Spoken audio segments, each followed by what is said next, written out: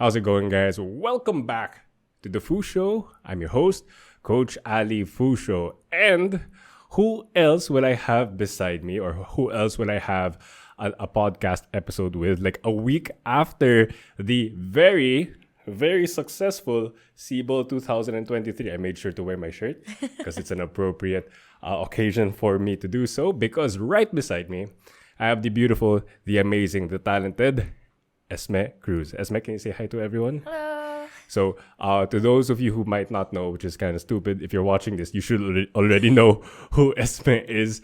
Can you give a quick introduction on who you are, slight powerlifting background, and what you have accomplished, or what did you organize in the past few weeks?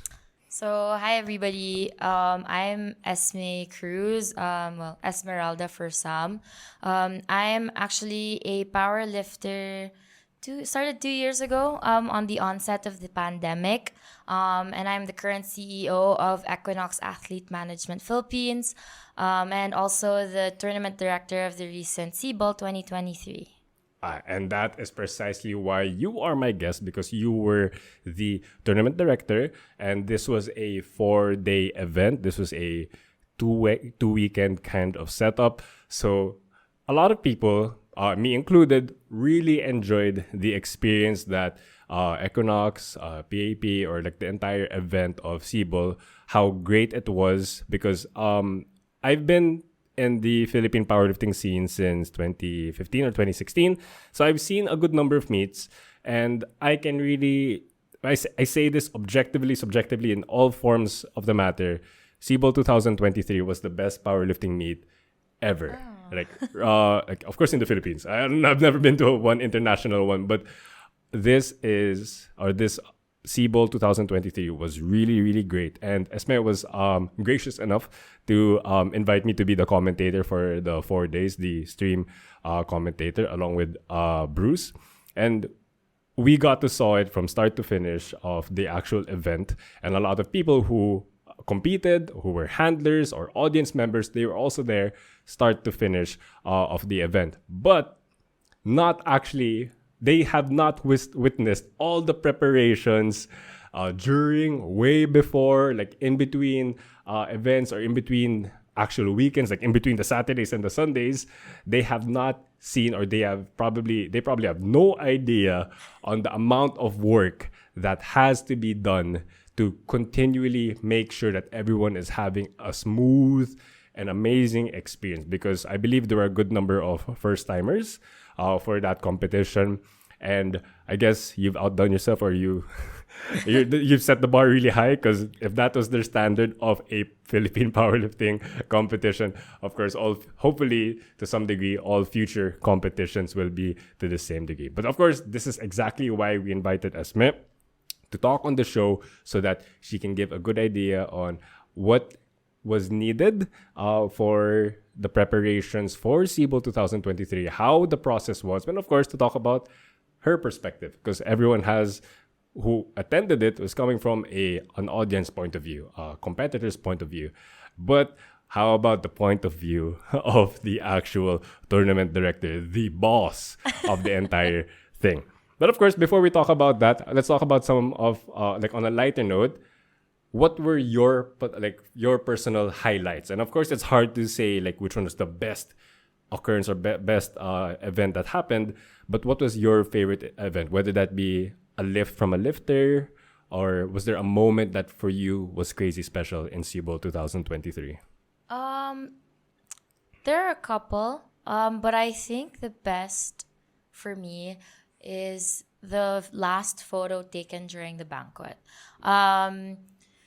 Because honestly, I like, from an organizer's point of view, it was the first banquet, right? And it's really difficult to round people up, to attend a banquet after everything's been said and done for the meet. Like, people go there to compete because they have their vested interest. But to attend the banquet, I mean, we were giving out free tickets to winners, which not all winners were claiming. So we were kind of scared actually to have a banquet and then end up with a sad number of Yeah, yeah. people.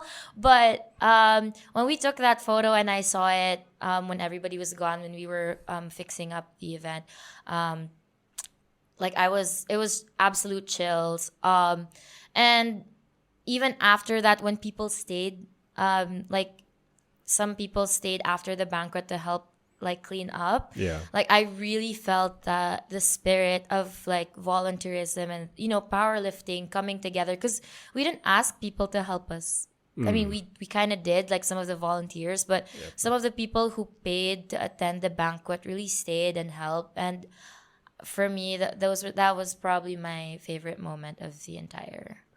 I'm pretty sure at that moment, like towards the end of the banquet, all the stress that you've been going through for the past few weeks or months actually in preparation, this is like that was the moment that I did it, or we did it as a team, like you and Equinox and all the volunteers.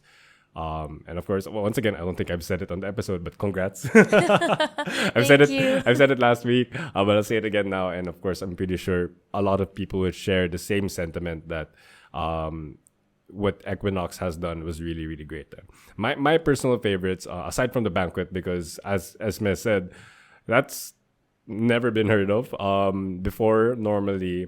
And it's not a bad thing that before, after the competition, because everyone's tired, whether that be all the lifters or all the organizers, the officials, everyone's tired at that point. So what do you want? After egress, you just want to go home now, right? But the fact that there was a banquet to really show or actually like give a chance for the community to be together, not because there's a lift that's happening, but just to be together and to celebrate how far the community has gone. It was really great because I've never experienced that. Sure, there were some before my instances na like, oh, let's go out for dinner after or inom tayo after, something like that. That's fine. But the fact that it was a formal event organized by the same organizers of the competition, it was great to see. And good job. Hopefully you're watching this, Diamond Melendres, for being an amazing host. I swear, if you were not there, I'm pretty sure Esme would agree with this. If his hosting abilities were not there, how like charismatic he actually is, we don't know how the banquet would have been. Of course, people would have fun. They talk to everyone in their tables, but because of how charismatic or how just GV he's made the entire dinner, the entire banquet, it was just so good. And And like he really brought the people together. Like to be honest with you, I was like, it was me and Raf who was like, yo, Diamond, you wanna host the banquet? We'll give you a free ticket. He's like, yeah, G, because he lives with us in Gymzilla, right? And then he was like, what's the program? Oh, I had like, because the banquet was kind of like it was the last thing in my head. Like I wasn't really, I mean, I was paying attention to it, but at the same time, there were so many things happening with the actual competition proper that the banquet was like the last priority for me. So I was like, yo, bro, I really don't have anything prepared for the banquet. Like, so this is probably a week before week one. And I said, honestly, what we just need to do is do the awarding, probably have some games and some raffles, and then that's it. Like, up to you what you want to do with the program. I just really want everyone to have fun and get to know each other. So all of that ad lib, all of that hep hooray games that was all him. So thank you, Diamond. That was actually like the silliest hep hooray variation I've ever seen, because it was the deadlift. I mean, of course, it's silly, but it's just everyone was just enjoying it. Because of course they were like doing air deadlifts for like how many times. Napagod na rin si Diamond eh. But overall, again, Diamond, good job on making the banquet really, really good. So for me, like if you're to ask my highlights, the actual lifts were really, really, I mean, of course, especially the last deadlifts, like the third attempts of the deadlifts, everyone was really enjoying it. Everyone standing up from their audience, from the chairs, from the audience area. Just really good. Like for me, one of the biggest ones is definitely Micah Abando's 175 deadlift, the only woman in the competition to deadlift 3 red plates.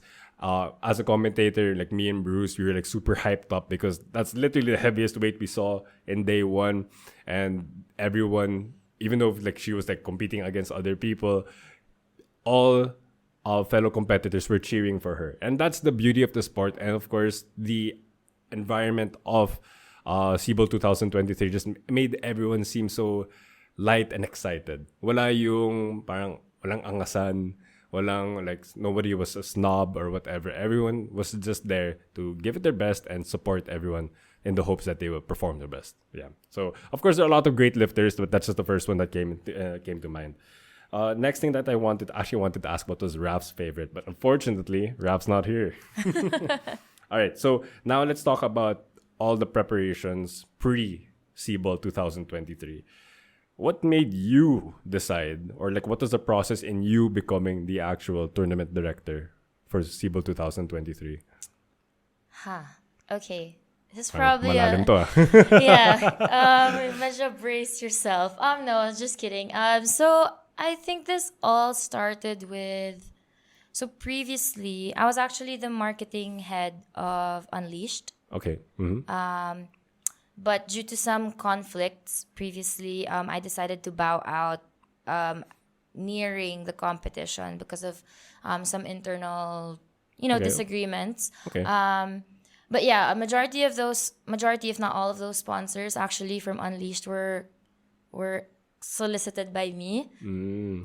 Basically, when I left, it was just contract signing that was missing. And so actually, all of the stuff that I wanted to happen back in Unleashed, or what we were proposing to happen in Unleashed, not all of it came to life because of certain red tape and certain also like because of the timeline previously in the preparations. So not all of it happened. And I Okay. wasn't the tournament director, so it wasn't really my call. Okay. And so, after Unleashed, I really wanted to, like as Equinox, I really wanted to do an event. And Willard, the current president of PAP, who wasn't the president then, he was just, part of Equinox, said that why not take the first event of the year, since it's the least invasive of like the competition schedules, because like Equinox, we handle athletes, right? And so it is a possibility that we're not going to be here for Q2, Q3, and Q4 of 2023 because of different international competitions. So Yes. Q1 is really actually the best time for us, or for anybody to have any big national competition, because it doesn't conflict with international powerlifting true. competition. So I was like, okay, let's do it. So that was after Unleashed, actually, when after in our party in Okada, like a celebratory party, you're like drinking and stuff, and you're like, yeah, Gotta let's have do fun. it. Yeah, and we were like, yeah, let's do it. And then I think I forget which month it was, but there was a board meeting before where Willard was like, oh, we can present our kind of vision for that event. It wasn't SIBOL then, it was just, Luzon Open, right? So initially what we wanted to do was to do sort of something like Arnold's. Actually, it was bigger than SIBOL. We wanted to do something kind of like a fitness expo, where SIBOL was only one event to be part of many. And we were going to bring in other sports to be part of that like big convention series of events. So we wanted to do work with weightlifting, CrossFit, that kind of stuff. Although we realized that the manpower and the preparations needed would be so much longer than 4 months. So we decided to just focus on SIBOL. So yeah, that was, and then we came up with SIBOL. Actually, I think that was around November already of last year. All right. So why SIBOL? Can you explain to everyone like why did you choose that for the title? So SIBOL means, I think I explained this in like my opening remarks, but probably I was too sabaw. But yeah, SIBOL means seedling or spring in Filipino, and it being the first meet of the year, and it being also the national interschool, right, and developmental championships, we wanted it to be the very source, or like the seed in which like all of these bigger things will sprout from. Because like what Raf thought of, where strength blooms, so does hope. And so we really think that from this tiny idea, right, it will spring into bigger things, not just for Equinox, but also for the powerlifting community in the Philippines in general. So That's so deep. That's so great. I mean, of course, I'm pretty sure like some people had an idea, like okay, it's probably called SIBOL because Sprout. But for her to describe it that way, ooh, there's a lot of thought process that went through in this competition. So that's great. So you we're now the tournament director, and since you've been here or been powerlifting for 2 years, and you've experienced different meets, na rin, and of course, I want you to answer this as objectively as possible. Since you've experienced different meets in the past already, like in your opinion, what part or like what parts, if you can name, needed the most improvement? Like to really make sure that powerlifting is not just some backstreet sport, but it's something that has the potential to be leaning towards the mainstream or for more people to actually participate. What part or what parts did you think lacked the most or needed most improvement?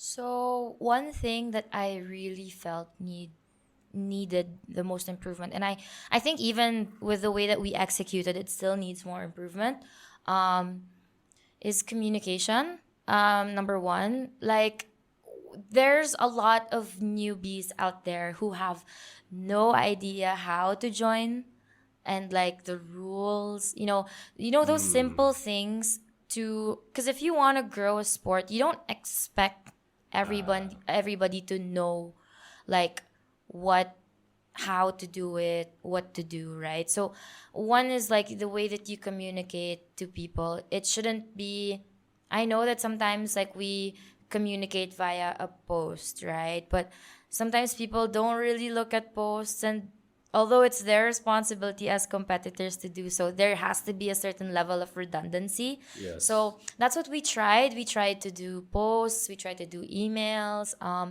as redundant as we could for the lifters. Also, being able to communicate with the lifters in a friendly manner, I guess. When they have questions, we try to answer them as soon as we can and as clearly as possible.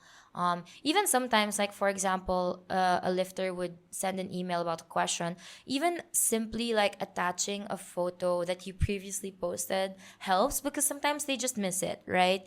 Even if you've already posted it way ahead of time. Taking that like small effort really means a lot for some people. So that is one, communication. Number two is definitely marketing and branding, which is why we really put a lot of thought into SIBOL. Because if there's no hype to an event, like there's no, it's like you need to keep these lifters wanting for more. It's not just a matter of like today or this event. It's a matter of, okay, like if they like this event so much, they're gonna look forward to the next one and the next one and the next one. So definitely that aspect of it we really did try to improve. And last but not least, of course, is timeliness.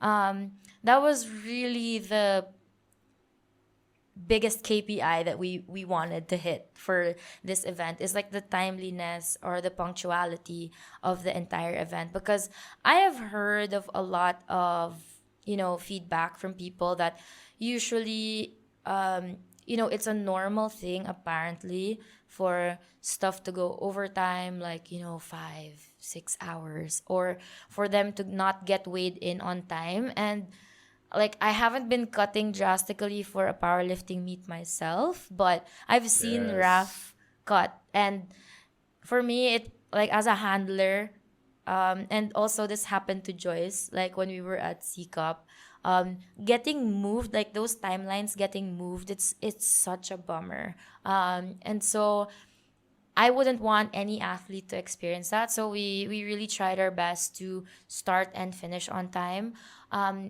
which we kind of did. In general, I think the only time we went overtime was in day 3, just because like the internet, and you saw like I think, I don't know who kept kicking that power outlet, but somebody kept kicking the power out, so our screens would go down. But if it weren't for those interruptions in general, people were weighed in on time. And But on day 3, that's actually one of the most stressful days because that's when Barangay 74 and and 83. 83, like that, like the most common or the like the roster with the most number of lifters. So as expected, day 3 would be the most hectic one. Yes. Yeah, but that's true. So I've competed in a good number of competitions in the past, and I remember this one. I think this was 2016 or 17.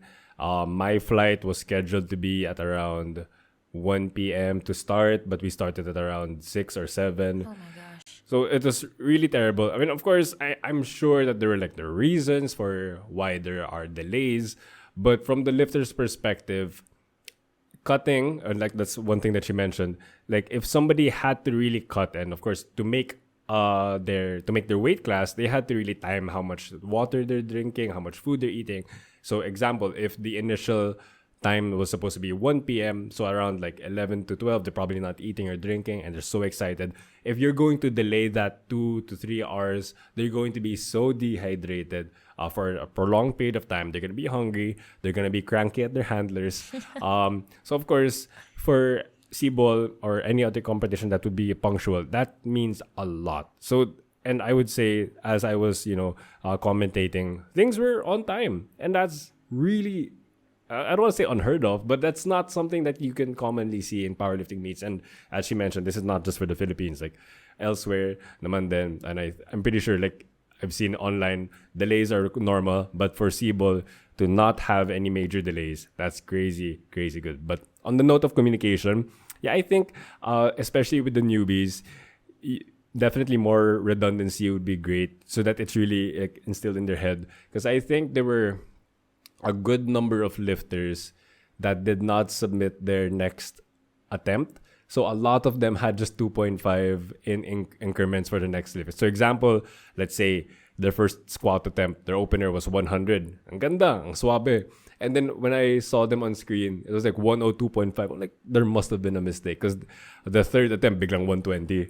Yeah. Diba? That's crazy. So, of course, Esme is right.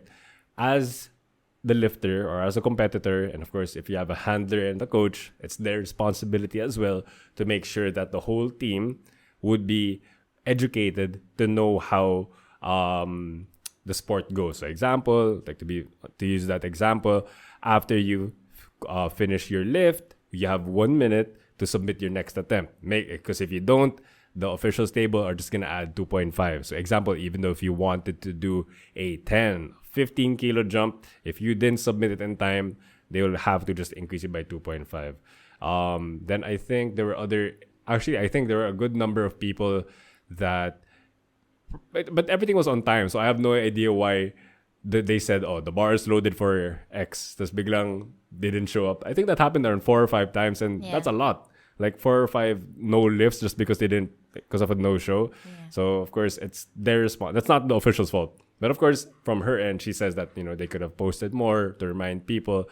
But to all the lifters out there, it's your responsibility to know. Okay, they're working so hard for everything else. All right. So of course you went through all of that, and do you think that the communication, the punctuality, and marketing, SIBOL did all of that? Like all of those points that you wanted to improve drastically, you were able to bring that to the past few weekends. And I wanted to ask, of course, there was a challenge for almost every part, whether that be before, during, or after. What would you say? Of course, this is a vague one. What was the biggest hurdle, or what was the biggest challenge or obstacle to actually make sure that everything was smooth for everyone? I'm trying to think of like the worst one because there were a lot. Ang dami ba? Medyo marami. But I think if I were to talk about the day, like the event itself, it would be the flooring. Okay. That was probably, even between weeks, that was like the biggest hurdle that we had to overcome. Because for all the lifters out there, if you didn't know, so during week 1, day 1 palang, there was already a complaint pala from one of the tenants below. I think it was National Bookstore, because they were right below us. and their aircon cover, like the square vents, Oh. were actually shaking already in day one. So that tenant already made a report to, I think, one of the securities of Ayala, which did not get to the point of contact we had to Ayala. So they didn't know, we didn't know. And then in day two, I think it was Adrian Perillo's deadlift because he was the heaviest deadlift of that day, I think. Um, when he did he did his deadlift, because that was when they came up to me and said, "Can you stop the event?" Like they were telling me to stop the event. I was like, "What? No." Stop the event. What are you talking about? And then they said, "Oh, cause like our tenant's aircon cover dropped, blah blah blah."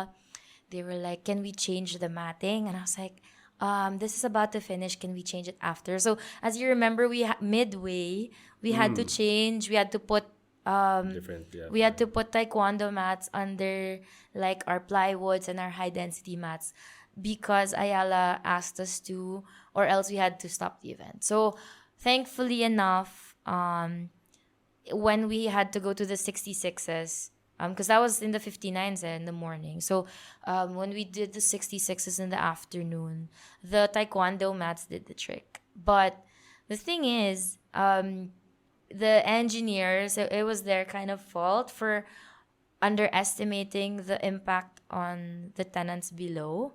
So, because they were the ones that approved, basically, we had them approve like our Okay. matting previously. And then, so we had to adjust. And then for week two, since we were expecting, heavier deadlifts from, the likes of Ram, Ross, Raf, like, we were expecting a 300 kilo deadlift also from Joey. from Joey, yeah. And so they were like, "Oh, we need to make the matting thicker." And I was like, "How much thicker?" Because there's only a limited Yeah. number of mats. And thank you to the rack.co for lending us your high density mats. But yeah, we had a limited number of mats, plywood, and even the taekwondo mats that Ayala lent to us, which is, by the way, thank you also for lending from the, I forget which taekwondo association lent that, but one of the taekwondo associations training in Ayala lent us their taekwondo mat. So thank you so much. We wouldn't know where to get those if they didn't lend it to us. But yeah, like we were trying to haggle with them as for the thickness, because it's one thing for us to know that the previous week's setup was okay, but because of the issue, they Yeah. were asking for a thicker. So if you saw in week two the thickness of the You had to the- really step. on yeah, top of literally it. step over. And also we had to remat the warm-up areas too. Yes. So if you notice, like some of the warm-up areas had taekwondo mats also because of the complaints from the deadlift. So that was definitely one of the biggest hurdles, because we had to buy also additional plywood, which we had to get cut. So super stressful, but eventually we didn't receive any complaints For the second for the weekend. second weekend. Yeah, That's really a except big for one. that one time, because I think there was this one lifter, super tigas ulo. Oh, sino yun? He deadlifted in the spot where you're not supposed to deadlift. So there was like a complaint that, and then after, when I had some of the marshals, Really watch out. yeah, really Banday. watch out, there was no more complaints. So Sino yun? Tigas sa ulo mo. No offense. But of course, yes, you did say thank you again to Ayala for, like, of course, allowing the event to be in that one. It's a good activity center, like the perfect space, actually, for all the warm-up areas, for the actual event area, the audience area. It never felt sikip or too big. Yeah. It was really just the perfect size. and also felt, because it was kind of like we were in an aquarium, actually. It was the right With amount. glass Yeah, walls pa. it was the right amount of private, but at the same time, it's like, when you watch people making, noodles in like those open restaurants, it kind of felt like that people were able to watch us from like the upper floors, but at the same time, they weren't intrusive into the actual Yeah, okay, event. that's great. So like that's what I really liked about the venue. Okay. So, Ayala, Circuit Makati, next time, Yeah. But yeah, definitely, that is a very high stress moment, because that's within the event itself and under the, I guess, threat or the potential of the event being stopped completely. Of course, I'm pretty sure Esme was feeling a lot of stress at that point. But of course, when it comes to any hurdle or obstacle that comes, you just respond to it with whatever means that you have. And of course, she had an amazing team, amazing sponsors. And on that note, can we say thank you to all the sponsors that made it really Yes. good? And of course, let's start with the rack.co. I want to say, like, they were so cool. Like of course, their products are great, but the people that were handling the booth, and the people that were just constantly talking to Esme and to Equinox, to all the organizers to make everything great. One of my favorite things that happened was the chalk bowl that they lent. That's an Eleiko chalk bowl. We mentioned in the rack, they mentioned it on Instagram as well, that we loved it so much because we don't really need a very premium chalk bowl, but it's great to have. All the other meets and all the other gyms probably just have a bowl. A bowl on a wooden like structure, like wooden shelf, tas pinatong mo lang. This one, the sole purpose of this chalk podium, I just want to call it, was to be the chalk bowl that lifters would use before the lift. And it looked great on camera as well. How else did, aside from the mats that they helped, they donated, how else was, or how big of an impact has the rack.co been for SIBOL? The rack has been just phenomenal this SIBOL. Because not just like during the event, before the event, leading up to the event, they've always been there actually ever since we did atomic deadlifts. So when we did that, and we told them that, hey, we're doing a bigger event, and they were like, yeah, we want to be part of that. They were there, they lent us their space, the buat basement, to do we were the ones that endorsed PAP to have the referees exam and seminar there. And then in the afternoon, we had our meet volunteer seminar. So that's where we trained some of our loaders and spotters, our table officials. They lent us that space. Also, for our shoot with Aster Media, we were able to use that space. I don't know if you probably saw the video, right? It was like a promo for SVD, to be honest. So kudos to Aster Media as well for shooting that. But yeah, the rack, they were there to lend us the space and anything we needed, actually. And then also, yeah, like they lent us the brand new Eleiko combo rack. Yeah, that's the latest version of it. Also, like all the freebies that we gave out during the banquet, from That was a lot. That was a lot. Rogue bands, Eleiko sweater or hoodie, and then like a crap load of chalk. And I wanted the microplate, like when it was during the raffle of the microplates and the fat grips. I wanted to win so bad, but they didn't pick my name. So annoying. So sorry. But yeah, like all those cool stuff they gave, and of course the Eleiko Performance Powerlifting Bar. Actually, to those who were not there, there was it's a really great how they gave the bar. Can you let them know? Yeah, so it was actually Diamond's idea. Oh, really? It was Diamond's? It was Diamond's idea. That's sly guy. So he was like, what if? Because he knows that they're super G to win that bar. Like, team bars, ever since we announced, like, that, okay, the best open team is going to win the powerlifting bar, they were like, really? How do you compute the scores? How do you go? So, and they were recruiting people. They were even recruiting Raf, Joyce, and Nestor. They're like, come on, play so that we can win the bar, blah, blah, blah. So they're really that G. And so we knew, obviously, like when it was the start of the banquet, that it was them that was going to win. Dan was like, wouldn't it be funny? We asked the rack also. We were like, wouldn't it be funny if we put an old bar? Because of course they're expecting a new shiny bar, right? Shiny bar. What if you put like something that they're not expecting? I just want to see what their reaction would be. So that's what we did. And the Eleiko bar, kasi it comes with a like plastic packaging. Oh, plastic. Isn't like cardboard? I mean, cardboard and then plastic inside. So we took it out when everybody was outside. We took it out with help from Ken and Diamond. So we took it out and then we replaced the old bar, which is PAP's bar. I think it was in Ivanko bar. But there's a lot of history in that bar. Yeah, Yeah, super it's lots. still a good bar. Still but a good bar. obviously not a new bar. Yeah. But yeah, so we put it there, and then we hid the bar behind the big tarp. And yeah, when we were awarding it, so Joey was super extra and trying to open it, and then I was there when he pulled it out. He was like, "What the?"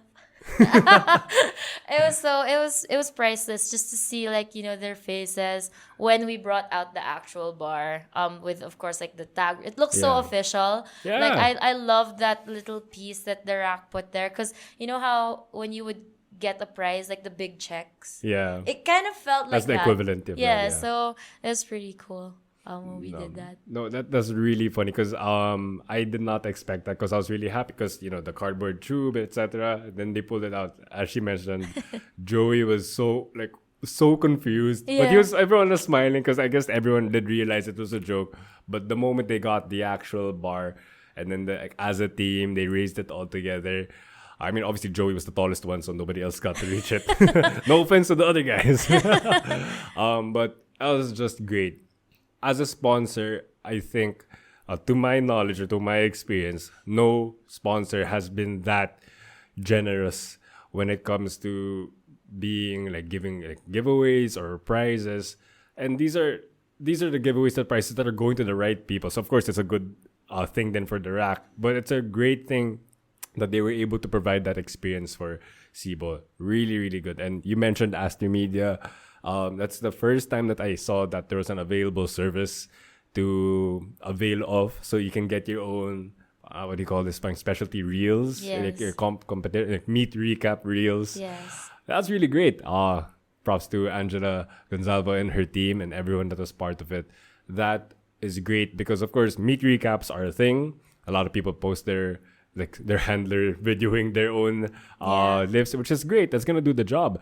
But for it to be professionally done and for them not to think about it, so the handler can only focus on handling the lifter. The lifter can just focus on the lifter, while they have full professional team to really make sure that they get the memories from that event, to get the highlights. And it's kind of hitting two birds with one stone for us, because as organizers, we don't want the handlers messing with the space, right? true. And this is actually an idea we stole from C Cup and the international competitions, because typically when Joyce would compete, you would have like White Lights Media, or Seeing Red Media was the provider back in C Cup, and there would really be a separate media area. And the thing about it is, the handlers don't get in the way of the officials, or they don't block the way as well for the Yes. live stream and things like that. So it's one, we're providing them with the same experience as like the international level. At the same time, it helps us with crowd control as well. So That's a really good one. And speaking of another, like you mentioned the live stream. Oh my gosh. M Sports. Oh my gosh. They were beside me the whole time. So I was just a commentator. Literally, the only thing that I was doing is I had a microphone in my face and I'd commentate. That's not a lot of work as compared to what they were doing beside me. They had a lot of buttons, a lot of screens. They had headsets to communicate with each other. Like the lead girl or both of them actually were telling, "Oh, camera one, do this. Camera two, go there. Span, whatever." They were just chaos, organized chaos. Like there's a lot of things going on, but they were so great. And this is their first powerlifting meet, right? Yes. To cover. And of course, I'm not gonna say that every single second of the live stream was perfect. That's not a diss on them, but because of course there was a lot of things going on, especially when it was two platforms na. They had 7 or 8 cameras to handle. That's a lot of work. So of course there were some times na medyo not centered or whatever, but when they hit it, when it was on the mark, oh god, that was beautiful. A lot of people were praising on how amazing the live stream was, because of course not a lot of people or not everyone can go physically to the event itself, to Ayala Mall Circuit Makati, so they had to go for the online option, the live stream option. And before, the live streams of the past were not as grand. I mean, they existed. Like with Unleashed, I was the commentator there as well. But I had to be the one to press the button. Oh, camera, like platform 1, platform 2, which is not hard because it's just 2 buttons. But what did the viewers get at home? Just 2 views. Yeah. And my annoying voice. This time around, they had a lot of transitions. They provided graphics that and like all the tracker, all the crazy. You know, M Sports is really a lifesaver because I didn't have to think about anything for the live stream.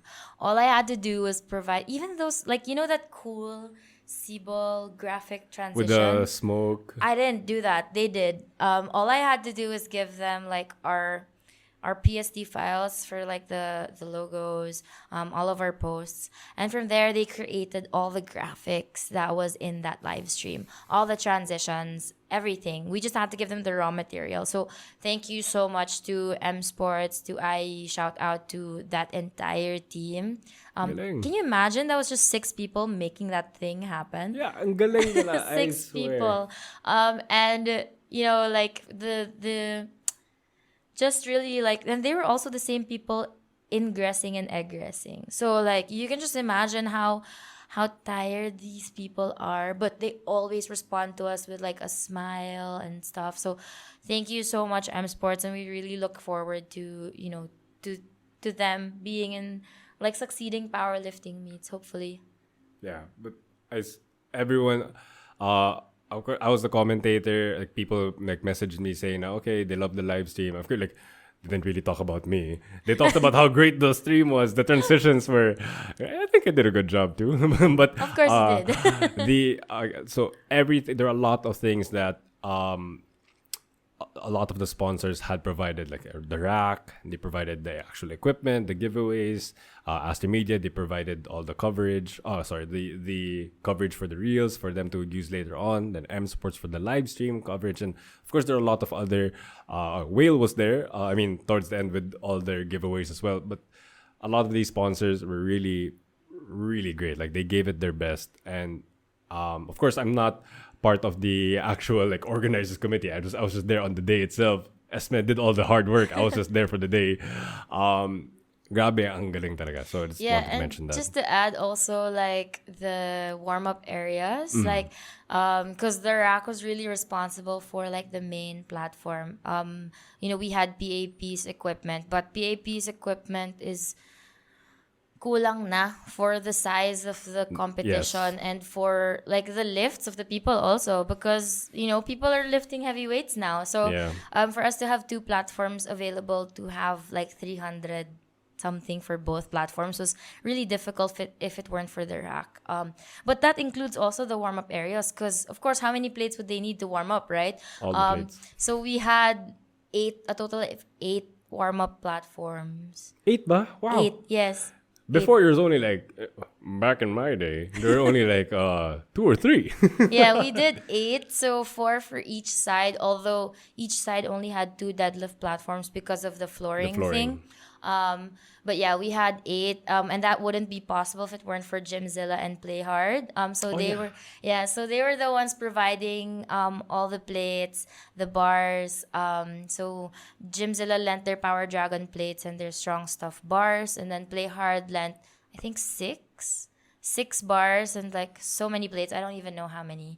But yeah, and those are for sale, by the way, the Play Hard ones. Whoa. Yeah. Magkano? Search ko na. Discounted, so you guys should cop them. All right, you heard that here first. Discounted rates on quality equipment. But no, really, Gymzilla, Play Hard. If the warm-up area wasn't as organized or as like amazing as it was to have 8 or 9 platforms, people wouldn't be able to perform on the main platform, on the actual platform. So warm-up areas matter quite a lot, because before, when we would warm up in the other event areas, and again, I'm not dissing on the previous competitions. I'm not. I'm just stating it as how it was back then. Di naman sa agawan, but you really had to make sure that you had your own time slot or like your space to really change the plates. And of course, especially with rack heights, of course, there's some people that are taller, shorter. It was stressful to warm up in time. And actually, on the punctuality thing, we actually don't know what time we will be going on our flight will be starting. So for the warm-up areas to be a lot. And the plates, the bars to be enough for everyone. That was really good. On top of the punctuality, pa. I'm sure like there might have been like one of like a few people that might not have super duper enjoyed the event, but I would say 99.9999% of all competitors, lifters, handlers had an amazing event, and that's really all because of you. But one thing that I wanted to talk about, like more of the behind the scenes. So weigh-ins would start around 8 or 9 a.m., right? Yeah. That doesn't mean that Esme will be arriving 8 or 9 a.m. What time did you? So example for like day one, that's a Saturday. You arrived Friday. Yes. Right. What time Friday night did you So arrive? Friday night, that was ingress. We arrived 9:45, something like that. Nearing closing hours, yeah. because that's when we would start. And then this is actually a funny story because so ingress first day, all the stuff arrived from the PAP storehouse. Okay. And then Play Hard arrived, everything arrived, and it was like whoosh, everyone just dropped the stuff there, and we were like, crap. Ano na? Like, and we had a plan. But we had such a hard time assembling the PAP racks because the screws were kind of like mismatched. And we didn't really have a manual for that. To be honest, it was so easy to assemble the racks. Because we were the ones that did the first assembly actually for the rack. So I knew how to do it. And the parts were complete. Like, it was super organized. I was having a hard time because the ER racks plus the old Eleiko rack, like we didn't know which screws was which because they were all mixed up. So that was actually what took us the most time. Also, there was only one working service elevator in Ayala. Oh, that took a while. That took a while, yeah. So we were there from 10. We finished at 5:30, and call time was 6 a.m. So, so what I did, because we got a hotel nearby, like on my personal dime, on Equinox's dime, so it was me, Raf, Willard, Pau, Nestor, Abe, and then Rodison already went home. I forget if I missed anyone, please don't kill me. But it was really just a small team, less than 10. Jandy was there also, but he had to leave early. So yeah. So I dropped off the boys to take a bit of a nap because they were super tired. And Joyce had to rest, so she wasn't there. She was doing the world record attempt. And then Willard and we didn't sleep anymore. We just took a bath and then just went freshened back. up lang. Yeah, literally ligo lang ang pahinga that day. Week 1, Friday to Saturday. That was it. So we were there 6 a.m. because we weren't done fixing stuff yet, even at 5:30. So when we came back, we were fixing the registration area. So we had 1 hour because registration opens at 7. Thankfully, the people we assigned for registration, Bea and Tin, they arrived on time. And Tin, Alejandro, you're a beast. Like, she took my instructions. I was like, ta ta ta ta ta ta. She was like, okay. And then she just did it. And if it weren't for her, I don't know how I would have survived day 1, to be honest. So, to all the competitors that saw Esme and Willard that day, they were working on 0 hours and just all adrenaline. And of course, I'm pretty sure they had some pressure to make sure that everyone was going to have a good time. So if they took the time to talk to you, be nice to you, you really have to appreciate it because they were on 0 hours of sleep. Not only was it 0 hours of sleep, but it was just all of the fatigue. They were trying to mask it lang just to make sure that they're not going to be like, cranky or snobby to anyone because their goal was to make sure everyone's competition experience was great, and it took literally a night of 0 sleep on their part to make sure that it actually happens. So that was the ingress. Was it a similar story for weekend number 2? Weekend number 2 is actually easier because we were able to store the equipment in, like, if you remember the space, right, there was like a vacant store in the back. Okay. Like, if the booth of the rack, right? Like, behind there was like this square. Square. Yeah, so that's where we stored all the equipment in that storeroom, which was supposedly another like tenant of theirs, but the space was unoccupied. So thank God we were able They to, allowed them. so we didn't have to disassemble everything. So we just stored it there. So ingress of week 2, it was a bit faster. The difficult part was the matting Yeah, in because week 2. that's the thick mat that she mentioned a while ago. Yeah. But yeah, it was faster. We finished at 3, I think, in the Wow, morning. faster by 2 hours. Yeah, 3. It was definitely better because, yeah, we were able to get some sleep naman compared to week 1. Some sleep is always better than no sleep. Yeah. That's always. So how was the egress na after? Of course, or actually more than that, after the banquet, you mentioned that you were really happy na because with the photo and everything. But was the process of the egress smooth? It was actually smoother, and we had more people to help. Like Raf's friends, I think there were 5 of them also helped. Some of the guests from the banquet also helped, like Coach Ted and June. Thank you for helping. And in general, even some of our loaders and spotters stayed, even though we know that they're super tired Super already. So thank you so much. I like your names are fleeting from me, like Omar, Braver, Jalen, all you guys from the East crew.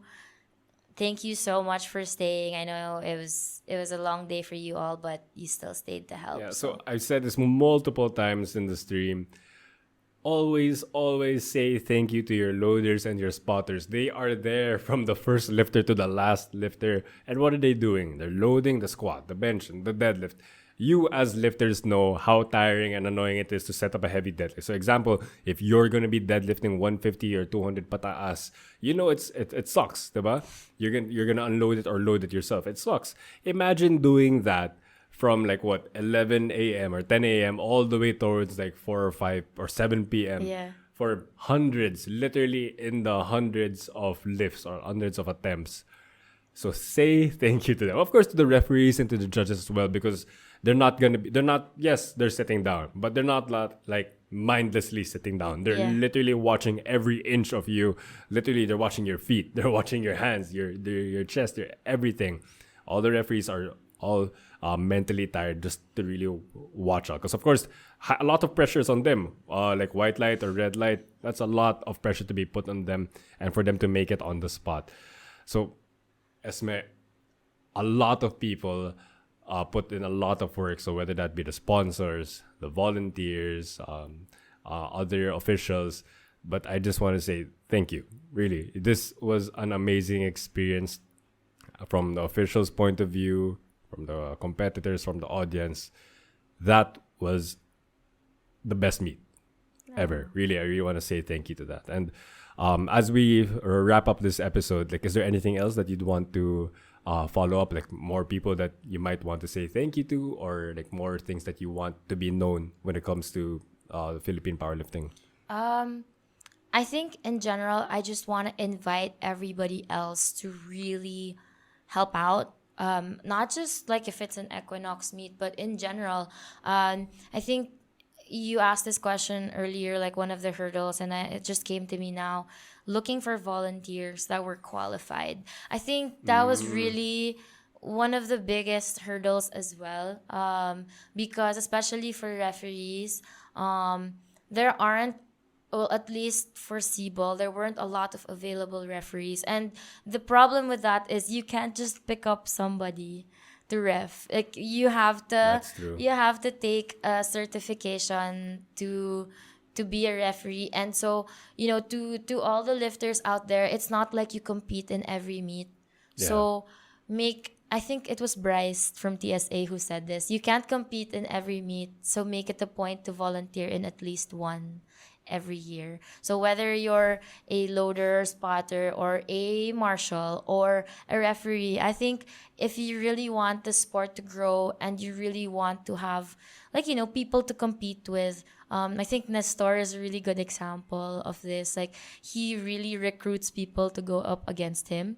And and you can't have people going up against you if there are no meats to nourish the new blood, the young. Absolutely. And so that's really one of the things that we wanted to, SIBOL to do, is to encourage the new people to not just participate as lifters, but also as volunteers. As you noticed, not all, but most of our loaders and spotters, a lot of our referees, a lot of our table officials are pretty seasoned, but in general, like, our manpower is new blood, because we really wanted to empower the new generation of not just powerlifters, but also volunteers for the sport, for the longevity of the sport. So so I invite everybody to really, there are a lot of ways you can help, especially in the upcoming Raw Nationals and the other meets. So just message PAP. I'm sure there's a way for you guys to volunteer. And when they do post, like, read it very carefully, because sometimes it's just in between the lines, that kind of thing. So yeah. And last but not least, just thank you to everybody really who helped out. To those who went to Ingress and Egress. I know you guys don't get paid to help us, but thank you for showing up. And for everybody who's just really showing love and support to Equinox. Like, we're not a big company. We're not, we don't really have I don't have clout, like, but thank you for giving us the trust. I think the sponsors can attest to this, and the volunteers can attest to this. Like, they helped because of the trust they had in me and in my team. And so, maraming salamat talaga sa tiwala. Yeah, amazing. What is, like, as a last question, what's the nearby calendar or upcoming events for Equinox that people can expect to watch or participate in? I don't have a specific one yet. Okay. We're kind of in hibernation mode. Definitely. Of course, kailangan din eh. Yes, but definitely, we're looking at focusing on our athletes a little bit more for the rest of the year. Okay. Although, Grant Teng has already made his hit, or his subtle jab of maybe us going into bodybuilding, but that's up for discussion. Is that insider information only to the viewers of the Foo Show? Oh my God. Yeah, so definitely we're really looking into venturing into another sport. So bodybuilding is one potential candidate. Kettlebell is also another one. So we'll see. So a lot of things to be excited for on the note of Equinox's future plans. Of course, especially for the future of Philippine powerlifting, the standard has been set. It's a pretty high standard. But as long as all the lifters go home with happy experiences, and I'm sure they did, then that's what you can call a good, amazing competition. And once again, I just want to say thank you, Esme, for being a guest on the Food Show.